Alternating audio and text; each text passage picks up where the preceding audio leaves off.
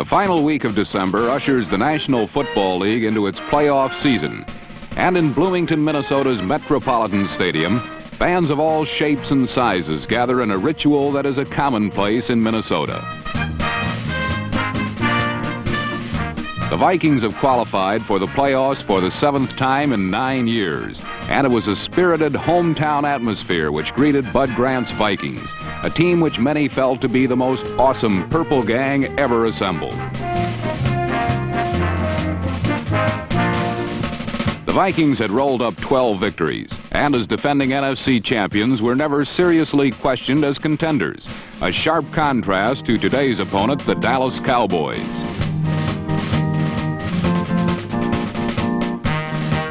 Tom Landry's Cowboys have emerged from the rugged Eastern Division to lay siege on the NFC's wild card slot. And after scratching and clawing their way around the trials of youth and inexperience to finish with a 10-4 mark, Dallas has earned the right to challenge the Vikings. It will be the youth and enthusiasm of the Dallas Cowboys against the veteran cool of the Minnesota Vikings in the NFL Game of the Week.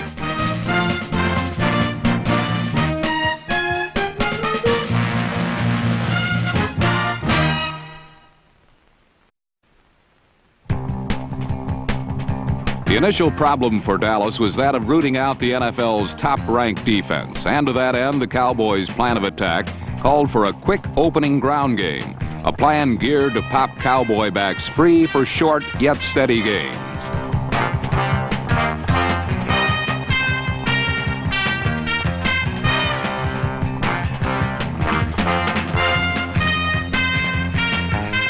To neutralize the great Minnesota pass rush, Roger Staubach sent his backs swinging from the backfield, or deployed them on well-timed screens that set them free in the Viking secondary.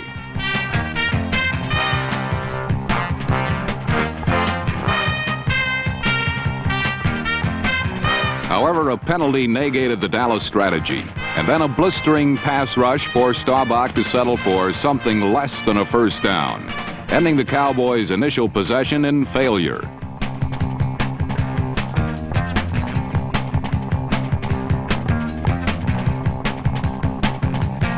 Minnesota's first possession fared no better, as Dallas closed in quickly on Fran Tarkenton's air game.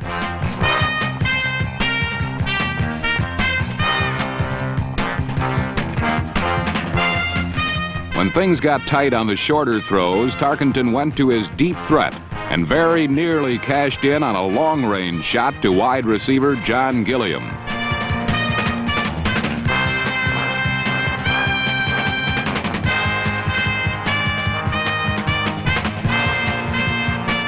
Tarkenton's throwing error may have cost the Vikings 6 points, but when Dallas regained possession, Cowboy incompetence cost them a first down.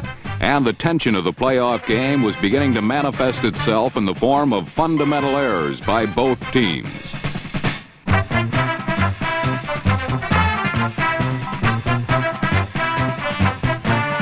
This pattern continued when Dallas tried to punt. Number 21, Joe Blahak, was called for running into the kicker, giving Dallas a new life, which very nearly ended when number 88, Alan Page, shot the gap and forced a fumble.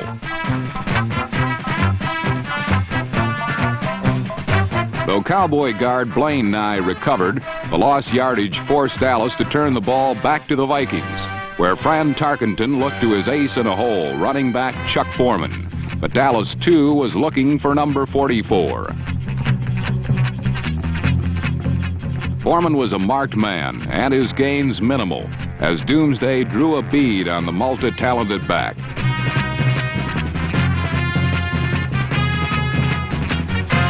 Finally, out of desperation, Tarkenton took matters into his own hands and moved the Vikings 16 yards ahead on what was to be Minnesota's longest play of the first half.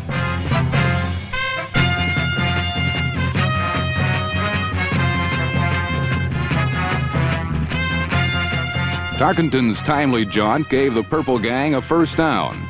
And as the second quarter began, Sir Francis was again airing it out for his favorite long ball target, John Gilliam.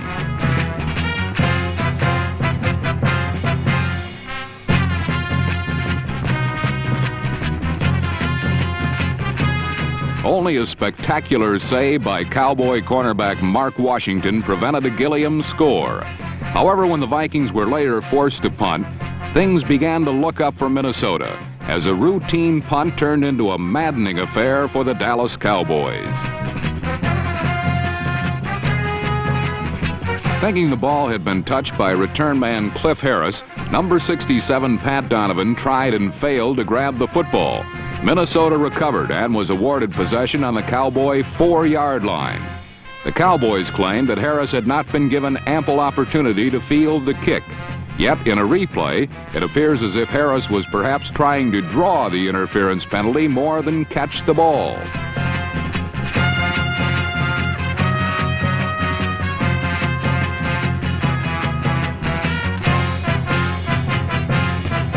After 2 plays shoved the ball to the Cowboy 1, Dallas dug in for the inevitable, a Chuck Foreman leap, which was just like clockwork in its predictability, yet just like dynamite in its effectiveness.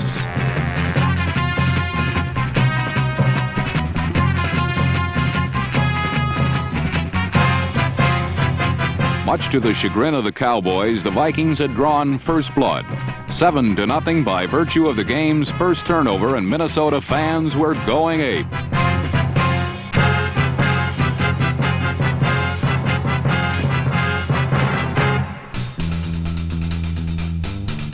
Following a missed Dallas field goal attempt, Fran Tarkenton created the game's second turnover, when with protection galore, he uncharacteristically cut loose a pass which should never have left his hand.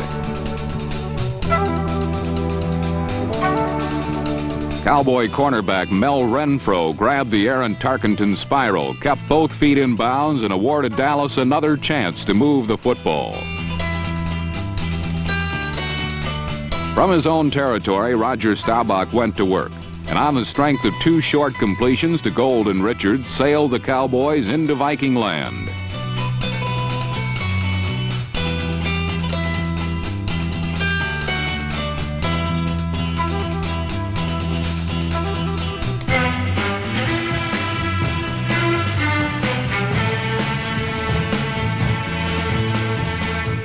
With minor success via the short passing route, Staubach turned to his running attack to try and squeeze out a first down.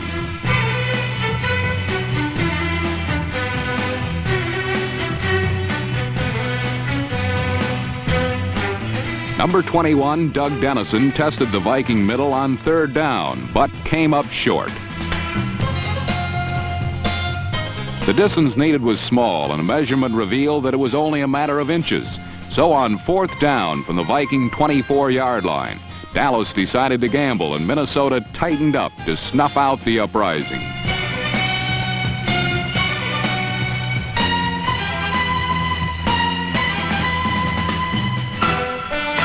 The Cowboy threat was ended, crushed beneath the solid rocks of the purple-shirted defense.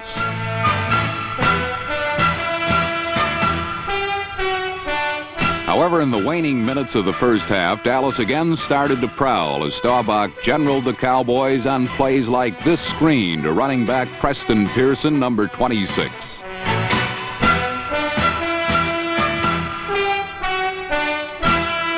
The only man on the Dallas roster who didn't begin his pro career with the Cowboys, Preston Pearson, has strengthened Dallas with his receiving and running skills this season. And this 24-yarder helped near the visitors towards midfield.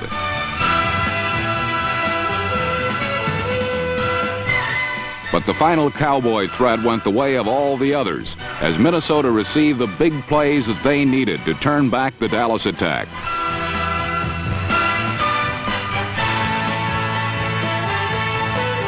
Veteran defensive end Carl Eller sacked Staubach 3 times during the final minutes of the first half, allowing Minnesota to maintain a 7-0 advantage.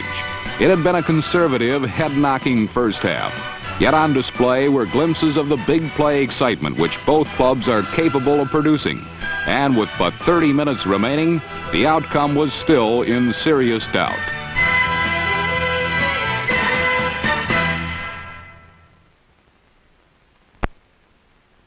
At halftime, both teams were skating on thin ice. The Vikings were ahead by a lucky 7, but had been thoroughly dominated by the Doomsday defense. On their first offensive series of the second half, Dallas auspiciously began a drive that would put them in the end zone for the first time. Roger Staubach, who had trouble receiving the ball from center John Fitzgerald all day, recovered from this near disaster to pick up some yardage.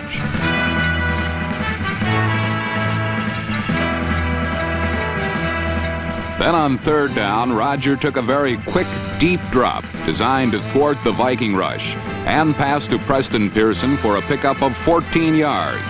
A late hit by number 58, Wally Hilgenberg, added 15 more, and Dallas was inside Minnesota territory.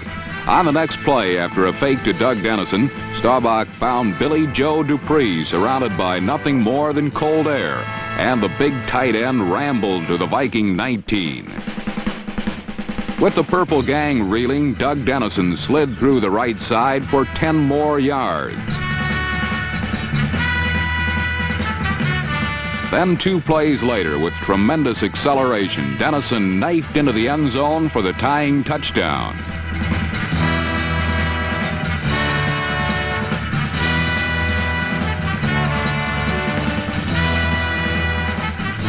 After stopping the Minnesota attack again, Dallas was on the move once more. The one big play in the drive was a pass on which Staubach looked away the defense until the moment he threw.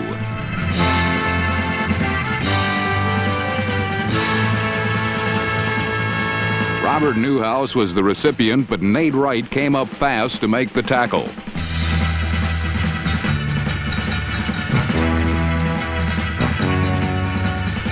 A few plays later, the Cowboys settled for Tony Frisch's 24-yard field goal.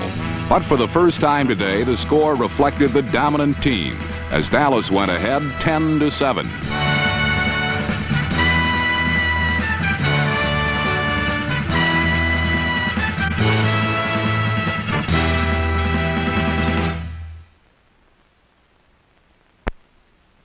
Early in the fourth quarter, Dallas literally missed a golden opportunity to score when Golden Richards beat his defender but mishandled Staubach's bomb.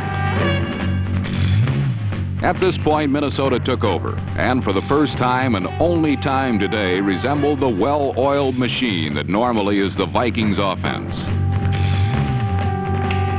The key to the Dallas defense through much of this game was their tight coverage of the Viking backs on pass routes. But now Tarkenton found Foreman, then Marinero on successive passes, though both times Dallas linebackers came up quickly to stifle further advancement.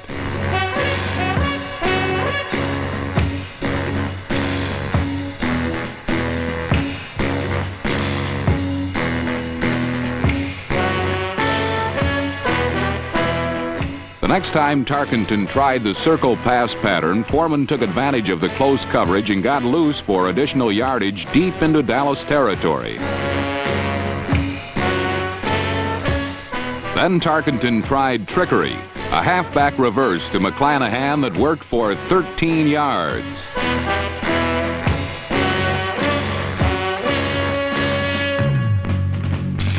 2 plays later, with great second effort, McClanahan burst into the end zone for the touchdown.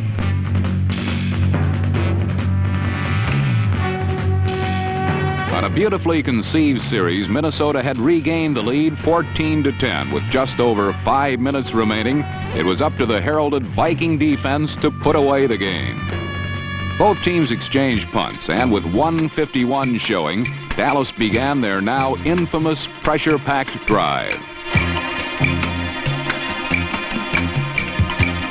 It began appropriately enough with a Staubach quick out to Pearson in front of Nate Wright at the right sideline.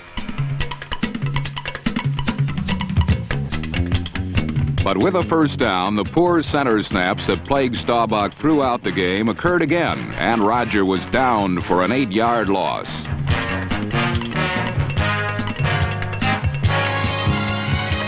Two incomplete passes later, it was 4th down and 16. No tomorrow. Now or never.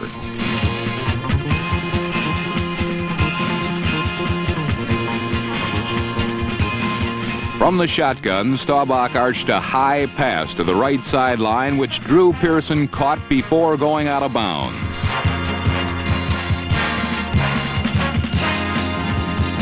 Working against virtually the same Viking defense that dominated the Cowboys in the NFC Championship 2 years ago, Staubach and Pearson had pulled off an extremely difficult play. As a repeat in super slow motion shows, Staubach's sideline pass had to be perfectly placed for Pearson to reach it before going out of bounds. And it was indeed.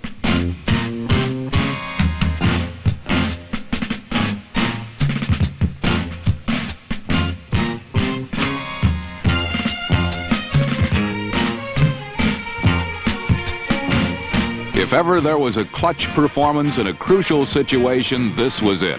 Even though the Minnesota defense vigorously argued that Pearson would have gone over the line without a push from right, the officials ruled that the impetus was provided by a shove from the defender. A third look at this play from the end zone proves the officials were correct in their judgment.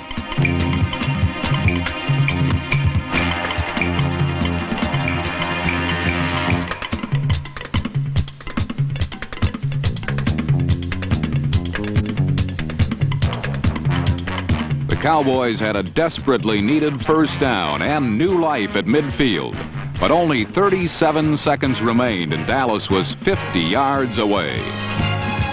First down from the shotgun, and Staubach's pass was dropped by Preston Pearson.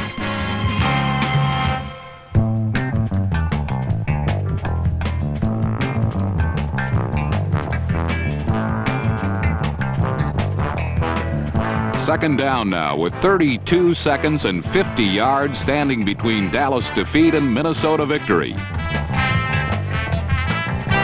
Now was to come the play that one expert said would be talked about as long as the game of football is played.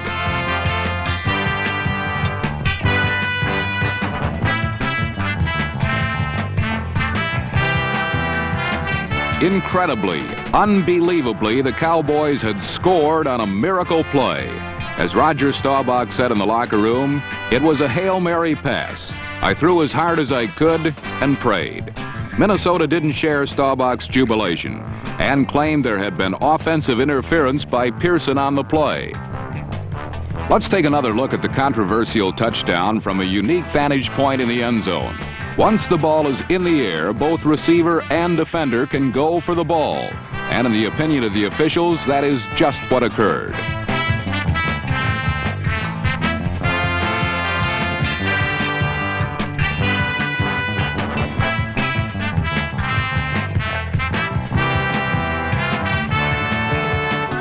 The miracle play by Pearson had given the Cowboys the lead with only 32 seconds left in the game.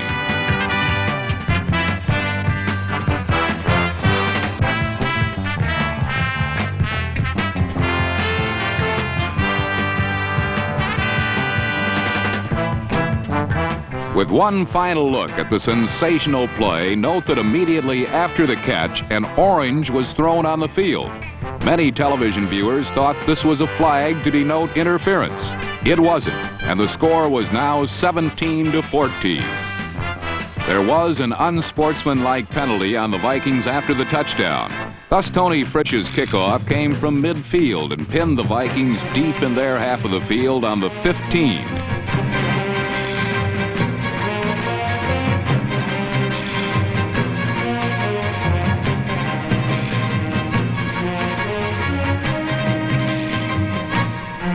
With only 18 seconds showing now, the Minnesota Vikings faced an impossible task, and Ed Too Tall Jones emphasized that fact.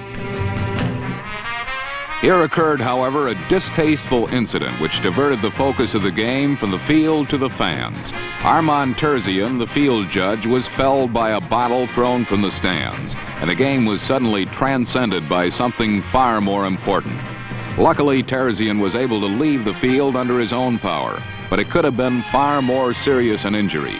After the game, the Minnesota Vikings offered a $5,000 reward for the arrest and conviction of the person responsible for the senseless act.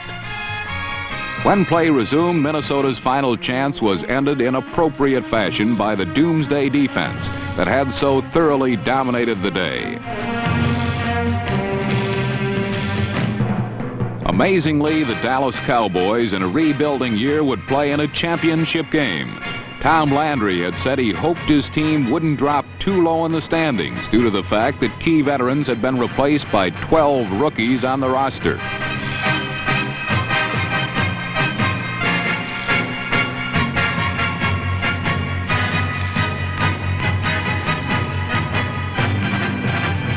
For the Minnesota Vikings and coach Bud Grant, it was a shocking defeat. Much of the pre-playoff discussion had been about the Vikings' chances to appear in a third straight Super Bowl and whether they would finally win in the big game. But because of one sudden, stunning miracle play, they will never know. For the Dallas Cowboys prevailed in a surprising game, a controversial game, and without a doubt one of the most exciting games ever played in the National Football League.